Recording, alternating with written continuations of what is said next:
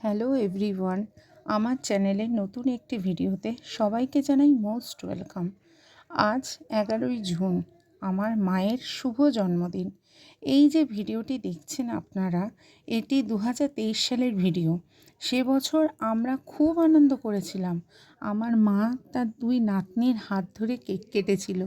একজন ছিল অবশ্য অনেকটাই ছোট, সে কিছুই বোঝেনি, কিন্তু আরেকজন কিন্তু একটু বড় ছিল, সে কিন্তু সব বুঝেছিল। যাই হোক, সে বছর আমরা খুব আনন্দ করেছি। কিন্তু তার পরের বছর মানে 2024 সালে আমার মায়ের হঠাৎ করে ব্রেন স্ট্রোক করে। তখন আমাদের চোখে মুখে চারিদিকে অন্ধকার যেন ছেয়ে আসে। ভাবতে পারিনি আমরা মাকে কোনো দিন আবার কাছে ফিরে আনতে পারবো। যাই হোক, অনেক প্রার্থনা, ডাক্তারবাবুদের অক্লান্ত প্রচেষ্টার পর আমরা মাকে আবার ফিরে পাই। এখন শুধু একটাই কথা বলবো, মা তুমি ভালো থেকো, আর এই রকমভাবেই ভালো থেকো। আমার বাপিকেও যেন আমরা ভালো রাখতে পারি তোমার জন্য। ভালো থেকো, সুস্থ থেকো, আর আমাদের কাছে থেকো।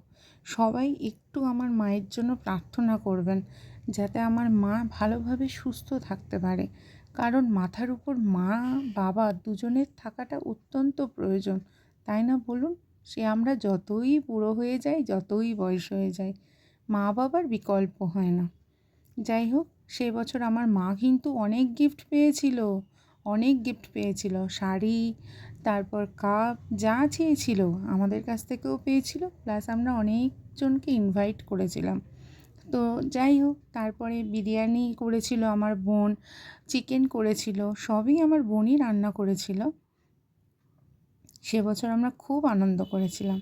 আমার ভিডিওটি যদি ভালো লেগে থাকে, একটা শেয়ার সাবস্ক্রাইব করে দিয়ে পাশে থাকবেন। রাধে রাধে।